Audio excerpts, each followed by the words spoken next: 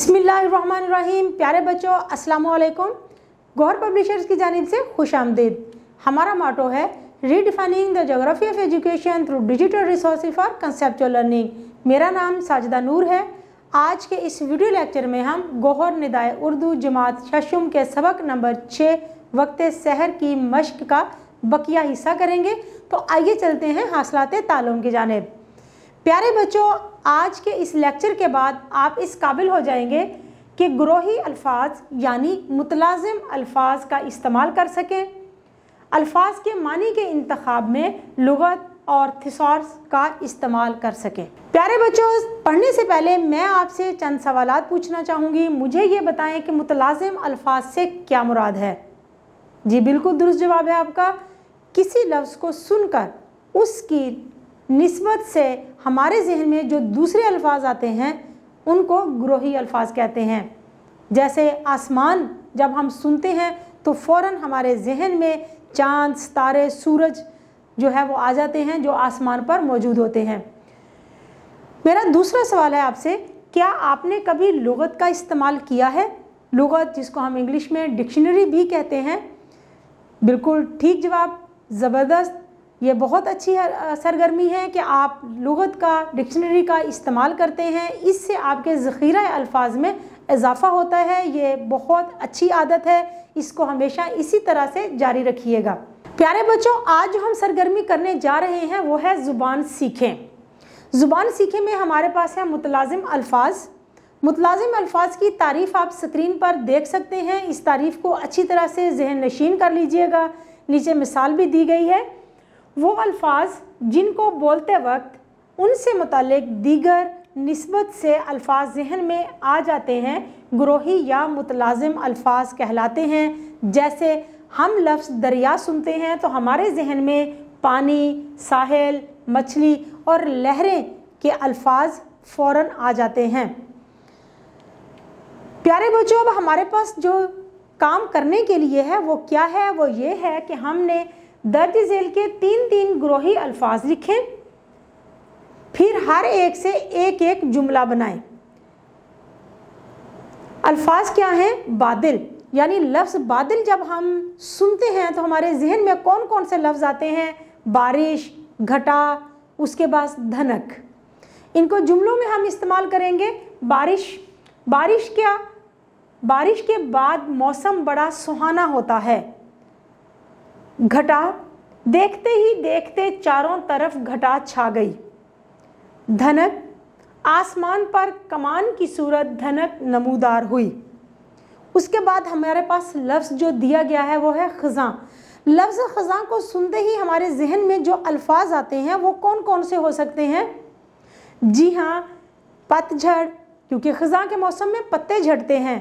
तो जैसे ही हम लफ्ज़ ख़ज़ां सुनते हैं तो फ़ौरन वो मंज़र हमारी आंखों के सामने आ जाता है जब ख़ज़ां के मौसम में हमारी सड़कें जो हैं वो खुश्क पत्तों से भरी हुई होती हैं और हमारे दरख्त जो हैं वो टुंड मुंड से नज़र आ रहे होते हैं क्योंकि दरख्तों पर पत्ते नहीं रहते।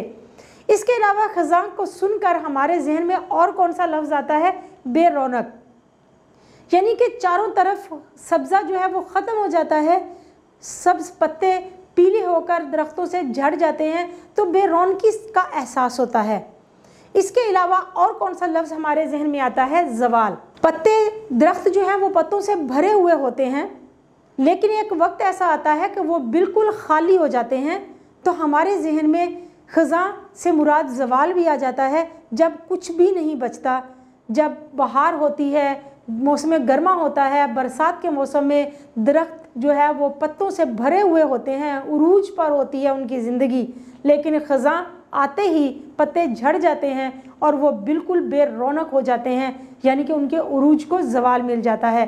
तो आइए अब इन अल्फाज को हम जुमलों में इस्तेमाल करते हैं। पतझड़, पतझड़ के मौसम में हर तरफ पत्ते बिखर जाते हैं। बेरौनक, ख़ज़ां के मौसम में माहौल बड़ा बेरौनक हो जाता है। ज़वाल, हर उरूज को ज़वाल है। तो प्यारे बच्चों, अब अगली सरगर्मी जो हम करने जा रहे हैं वो है लुगत और थिसॉरस का इस्तेमाल। लुगत और थिसॉरस का वैसे मतलब डिक्शनरी ही होता है, लेकिन इनमें थोड़ा सा फ़र्क भी होता है। आइए देखते हैं लुगत के क्या मानी है, लुगत की तारीफ़ क्या है। स्क्रीन पर आप देख सकते हैं लुगत यानी डिक्शनरी एक ऐसी किताब होती है जिसमें किसी ज़ुबान के अल्फाज को वजाहत, मानी, तलफ़ुज़ात और दूसरी मालूमात के साथ बिलतरतीब हरूफ तहज्जी दर्ज किया जाता है। यानी कि डिक्शनरी के अंदर हरूफ तहज्जी के मुताबिक अल्फाज दिए गए होते हैं, उनके मानी होते हैं, उनका तलफ़ुज़ बताया गया होता है और फिर उनके बारे में दीगर मालूमात भी होती हैं। ये इसम है, फ़ेल है या फिर इसम सिर्फ इसम की कोई और किस्म है। अब थिसॉरस क्या होता है? थिसॉरस भी ऐसी किताब होती है जिसमें अल्फाज के मानी के साथ मुख्तलिफ मौज़ूआत और तसव्वुरात के बारे में मुनासिब अल्फाज की फ़हरिस्तें दर्ज होती हैं। थिसॉरस भी बुनियादी तौर पर एक डिक्शनरी यानी कि लुगत की तरह से ही होती है, लेकिन इसके अंदर जो लफ्ज़ का मानी दिया हुआ होता है उसके मुख्तलिफ मौज़ूआत और तसव्वुरात भी बयान किए गए होते हैं कि इसकी इब्तदा कब हुई थी, इसके और कौन कौन से मानी हो सकते हैं, ये कहाँ कहाँ इस्तेमाल होता है, इसकी इब्तदा कौन से रीजन से हुई थी, कौन से इलाके से हुई थी और किस इलाके में ये किस अंदाज में बोला जाता है, इसका तलफ़ुज़ क्या होता है। और थिसॉरस का बुनियादी मतलब ख़जाना या ज़ख़ीरा है।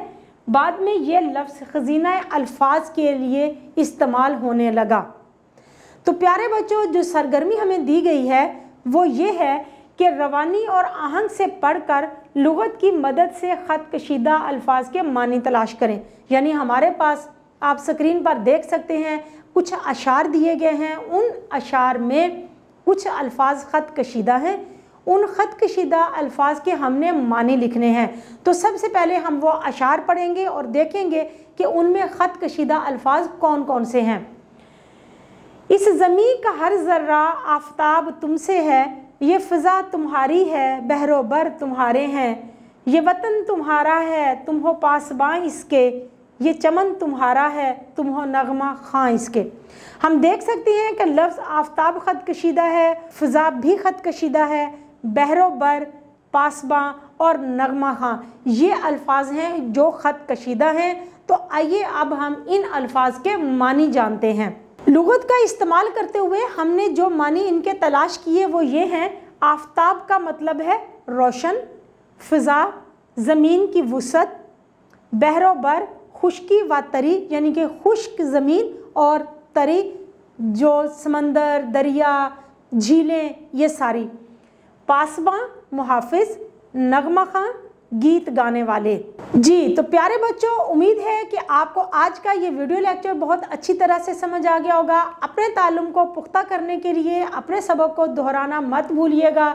एक बात हमेशा जहन में रखें कि ग्रामर हमेशा मश्क करने से आती है और आज के इस लेक्चर में हमने ग्रामर ही की है, मुतलाज़िम अल्फाज और लुगत और डिक्शनरी का इस्तेमाल करना सीखा है। लुगत का इस्तेमाल आपने अपनी रोज़मर्रा ज़िंदगी में ज़रूर करना है, इससे आपके ज़ख़ीरे अल्फाज में इजाफ़ा होगा। इंशाल्लाह अगली वीडियो में अगले लेक्चर के साथ फिर मिलेंगे, तब तक के लिए अल्लाह हाफ़िज़।